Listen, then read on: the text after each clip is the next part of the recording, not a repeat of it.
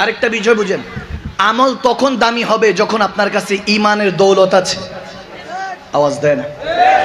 Pocket ফুটা করে যত টাকা পয়সা নেন সবই পড়ে যাবে, ঠিক না? এজন্য পকেট আপনার সব সময় সাবধান থাকতে হবে। তেমনি ভাবে ইমান যদি না থাকে আমল করলে কোনো লাভ আসবে। এবার প্রশ্ন করতে পারেন ইমান কি? আসুন মদিনাওয়ালা থেকে জেনে নেই ইমান কি। আমার নবী বলেন আলা ইমাদিমাল্লাহ মুহাব্বাতালাহু মি ওয়ালিদি ওয়া ওয়ালাদিহি ওয়ান নাসি আজমাইন। আমার নবী বলেন যে ব্যক্তি আমি নবী মুস্তাফাকে ভালোবাসে না সে কখনো ইমানদার হতে পারে না।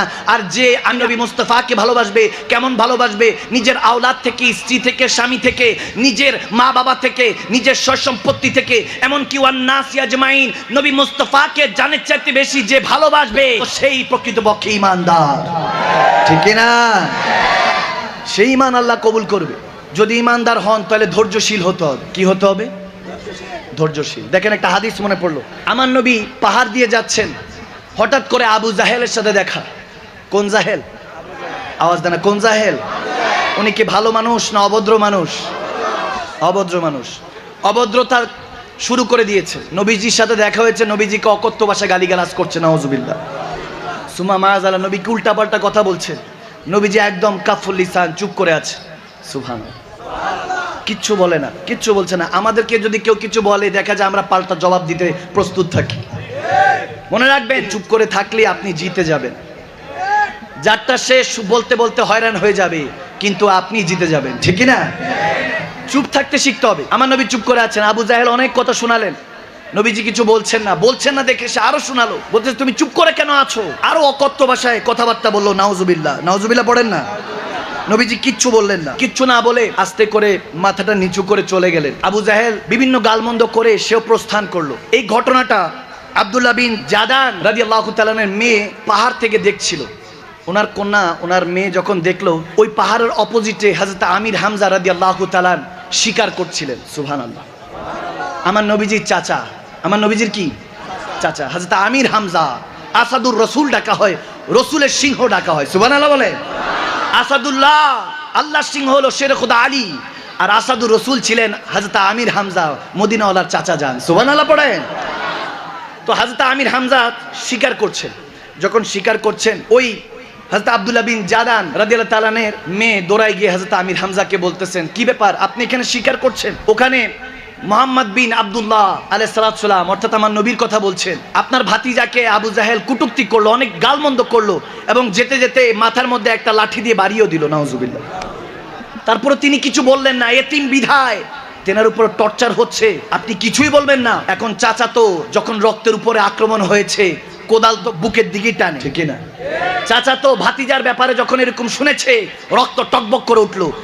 হযরত আমির হামজা শেরে রাসূল, আসাদুর রাসূল, রাসূলের সিংহ, দৌড়ায় গেল। দেখে মক্কার মধ্যে আবু জাহেল গোল মিটিং করতেছে। আবু জাহেলের কাছে গিয়ে এমন ভাবে গিয়ে বলতেছে, এই তুমি কি আমার ভাতিজাকে মুহাম্মদ বিন আব্দুল্লাহকে অনেক উল্টাপাল্টা বলছো, আলাইহিস সালাতু সালামকে কি উল্টাপাল্টা কথা বলছো? সে চুপ করে আছে, দেখতেছে আমির হামজা অনেক রেগে আছে, জানে আমির হামজার সাথে তেরামি করে লাভ নাই। আওয়াজ দেন।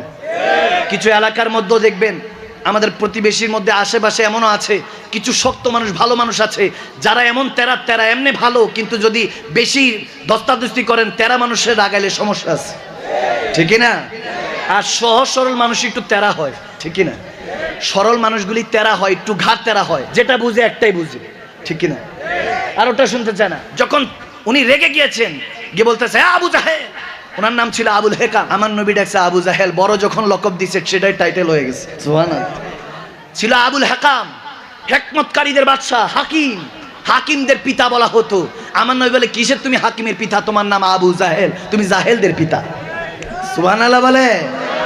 নবী নাম দিয়ে দিছে, ওইটাই সারা জীবনের জন্য নাম হয়ে গেছে, ঠিক কি না? আমার নবী যেটা করে সেটাই আল্লাহ পছন্দ করে, ঠিক না? এখন যখন সেই নবীকে কষ্ট দিল, আমির হামজা বলতেছে, তুমি আমার নবীকে, আমার ভাতিজাকে তুমি এটা বললা। দেখেন যখন এরকম গালমন্দ করছে, আমির হামজাও গালি দিছে, কয়েকটা ইচ্ছা মতো গালি দিয়া ওনার যে ধনুক ছিল ওই ধনুকের ওটা দিয়ে দিছে আবু জাহেলের বাড়ি, মাথায় একটা বাড়ি। সুবহানাল্লাহ বলেন। দ্রিম করে বাড়ি দিয়া, বাড়ি খাওয়ার পরে এত লোক কাফের সামনে মুশরিকরা, কেউ সাহস করে না। আর আমির হামজা তখন কালমা পড়ে নাই। সুবহানাল্লাহ বলেন। ভাতিজা হিসেবে ভালোবাসতেছে, ভাতিজা নবী হিসাবে নয়। আর আমরা তো রেডিমেড মুসলমান উম্মত, আমরা যদি ভালোবাসি দামটা ইজ্জতটা বাড়িয়ে দিবে কে? যখন এরকম হলো, এই কথা শুনে আমির হামজা বাড়ি দিয়ে আমার নবীর সাথে দেখা করতে গেলেন। তখন খাদিজাতুল কুবরা উম্মাহাতুল মুমিনিন তিনি ওখানে ছিলেন, নবীজির ব্যান্ডেজ করতেছেন, মাথার মধ্যে যেহেতু বাড়ি পড়েছে, সুম্মা মাআযাল্লাহ আমার নবীজির মাথা মোবারকে বাড়ি পড়েছে। উম্মত, আপনার আমার জন্য আমার নবী কষ্টগুলি করেছেন, ঠিক কিনা? ঠিক কিনা? আমার আপনার জন্য এই পরিবর্তন আমার নবী কষ্ট করেছেন। দো জাহানের বাদশা নবী আর সে থাকতে পারতেন, মদিনায় পিঠ লাগিয়ে রাব্বি হাবলি উম্মতি বলে কাঁদছেন আপনার আমার জন্য, ঠিক কিনা? ভাইয়ের আমার, বাবার আমার, যখন হযরত আমির হামজা হাদিসে এসেছে, যখন ঘরে গেলেন দেখেন নবীজির মা খাদিজাতুল কুবরা ব্যান্ডেজ করছেন। নবীজি আমির হামজাকে দেখে, চাচা জানকে দেখে ভাতিজার মনে কষ্ট আসলো, নবীজির মনে কষ্ট আসলো। আমার নবীজি আমির হামজাকে জড়িয়ে ধরলেন, আমির হামজাও কাঁদছে, আমার নবীও কাঁদছে। কি প্রেমময় মুহূর্ত। নবীজিকে তখন হযরত আমির হামজা বলতেছে, ভাতিজা তুমি কষ্ট পেও না, তোমাকে যেরকম গালমন্দ করেছে, আঘাত করেছে, আমিও তাকে গালি দিয়ে আসছি 100টা, তাকে আঘাত করেছি, টেনশন করো না। তখন আমার নবী বলতেছে, আমি এখানে শান্তি পাবো না, আপনি যদি আমার আল্লাহর কালমাটা পড়ে নেন ওখানে আমি শান্তি পাবো।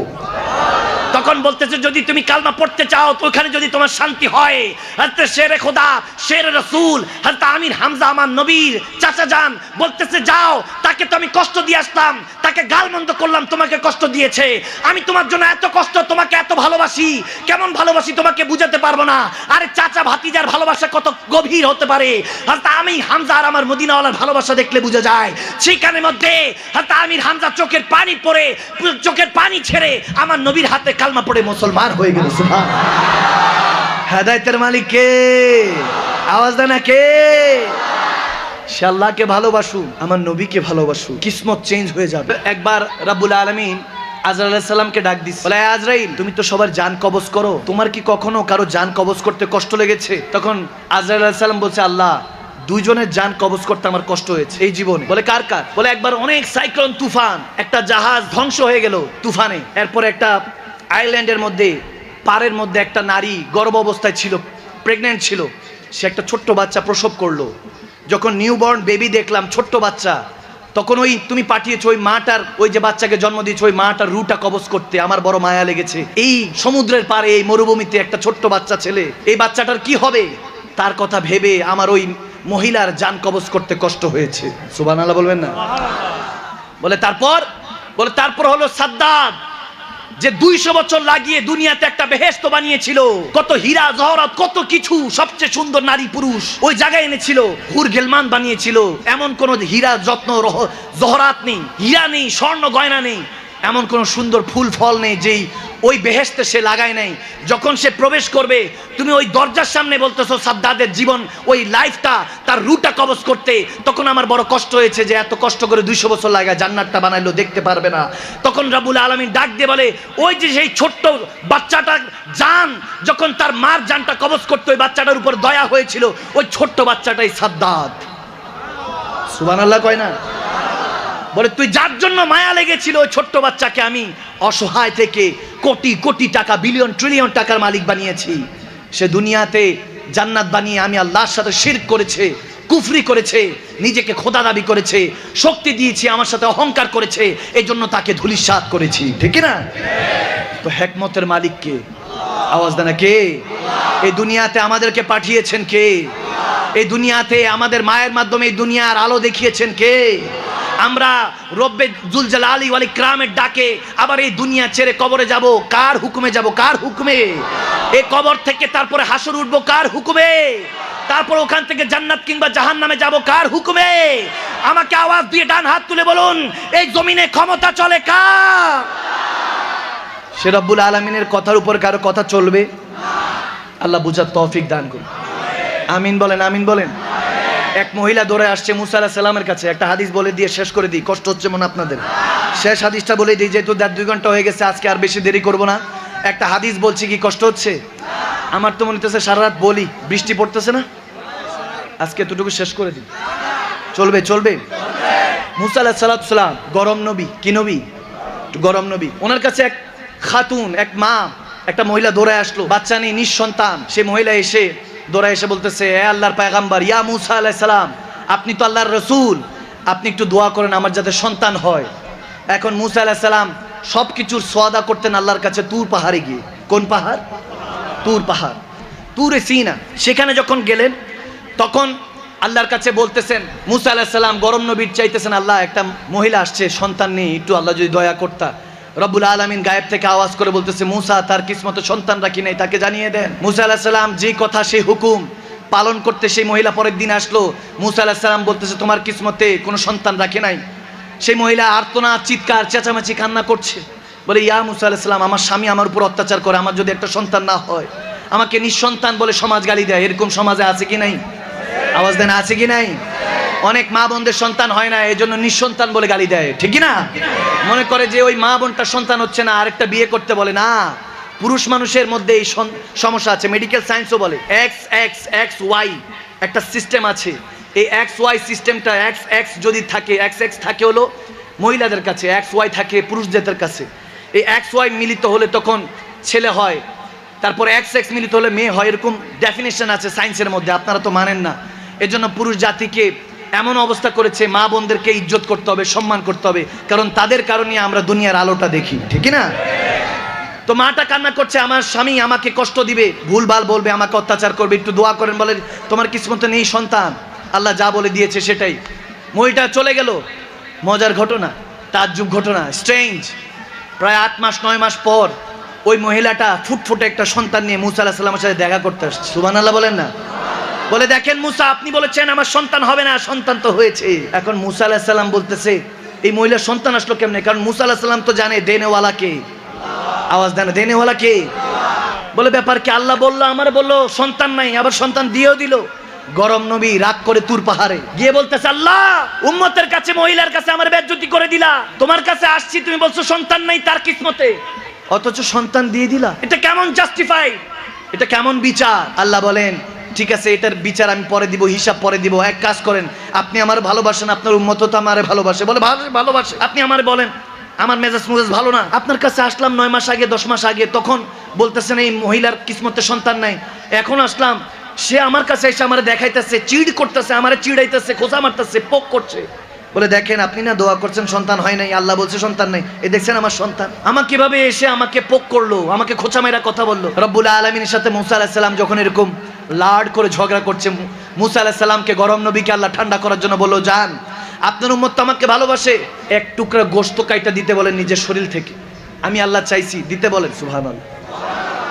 দেখি আপনার উম্মত কেমন ভালোবাসে। বলে, এটা কোনো ব্যাপারই না, নো ম্যাটার। দৌড়ায় গেছে উম্মতের কাছে, সবাই বলে, এই উম্মত, আল্লাহকে ভালোবাসিস? বলে, ইয়া রাসূলুল্লাহ, ইয়া মুসা আলাইহিস সালাম, ভালোবাসি। বলে, এক টুকরা নিজের জিসম থেকে গোশত চাইছে, আল্লাহ দাও তো। এখন বলতেছে, হুজুর, আমার তো কালকে একটু কাজ আছে, আমার একটু সমস্যা আছে হুজুর, ফ্যামিলিগত একটু সমস্যা, কালকে দিই হুজুর। মুসা আলাইহিস সালাম বুঝছে এটা বাহতবাজ। আওয়াজ দেন, এগুলোর নামে মুসলমান কামে না।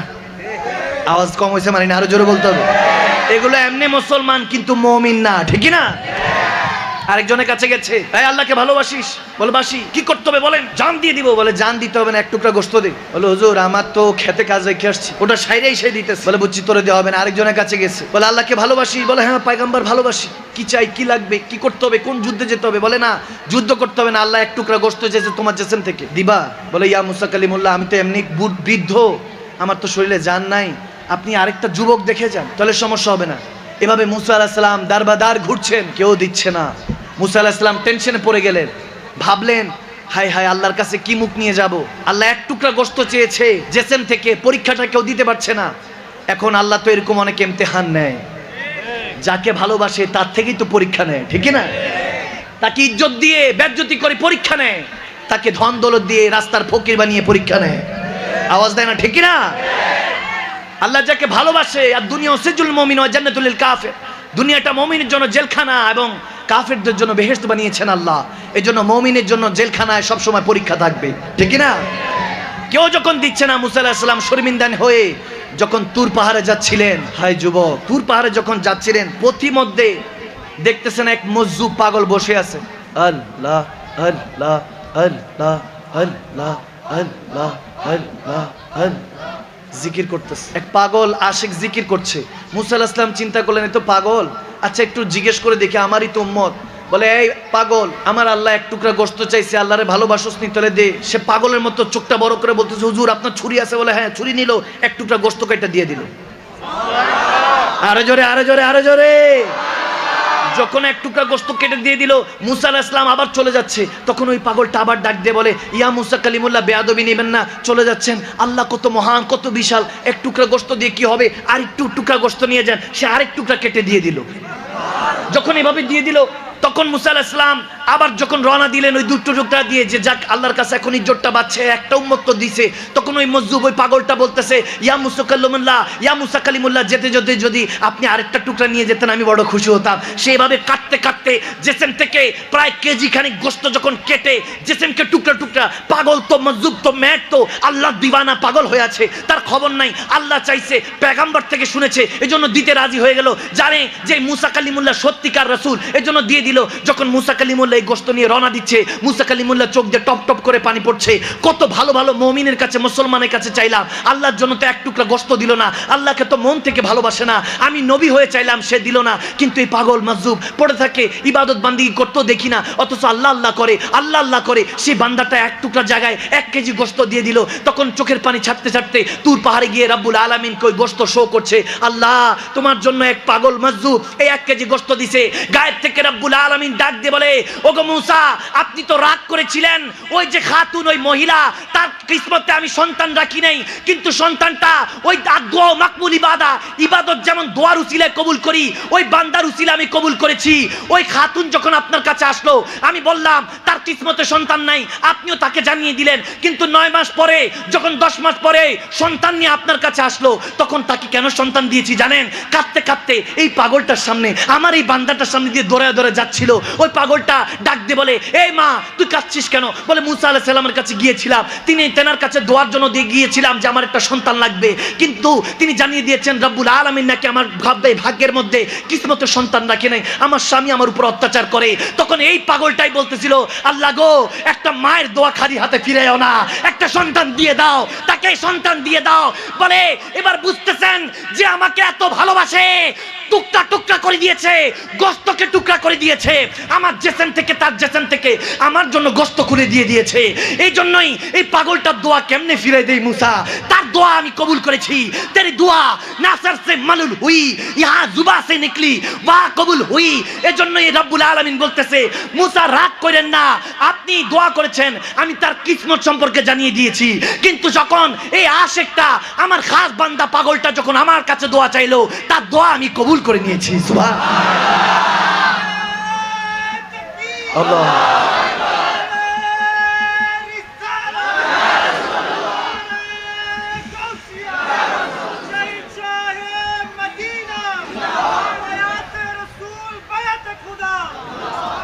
আল্লাহ কবুল করুক, আমিন বলেন। তাহলে দেনে ওয়ালা কে? আওয়াজ দেনা, দেনে ওয়ালা কে? লেনে ওয়ালা কে? এই দুনিয়াতে পাঠিয়েছেন কে? কাহার হুকুমে চলে যাব তিনি কে? আমার মা বাবা, আত্মীয় স্বজন যারাই আছে, স্বামী স্ত্রী সন্তান, আমার যত রকম রিলেটিভস, পরিবার পরিজন যারাই আছে, যদি ইন্না লিল্লাহ হয়ে যায়, যদি মৌত হয়ে যায়, যদি মৃত্যু চলে আসে, যদি কবরে চলে যায়, রাজি থাকবো কার উপরে? আল্লাহু আকবার। আল্লাহর নাম নিচ্ছে, এই যে মাত্র নিলেন, কার নাম? প্রভুর নাম, যিনি কায়নাত চালাচ্ছেন। একটাবার চিন্তা করেন, আমার হাত বলার আগে চলতেছে, চোখ দেখার আগে দেখতেছে, দিমাগ, এই মেন্টালিটি যদি একটাবার চিন্তা করেন, একটু দুর্বল মনে হয়, শেষ। একবার যদি, একদিন যদি রাতে না ঘুমান, পরের দিন ক্লান্তি হয়ে যাবে, শরীরটা ক্লান্তিময় লাগবে। 3 বেলার খাবার যদি 2 বেলা কম খান, কিংবা 1 বেলা কম খান, শরীরে ক্লান্তি আসবে। অহংকার করছেন, এই জেসেম দিয়ে, এই শক্তি, বড় বড় পালোয়ান কুস্তিগীর ছিল, বড় বড় পালোয়ান, লাভ হয় নাই। জেসেম নিয়ে কোনো অহংকার করে কাজে আসবে না।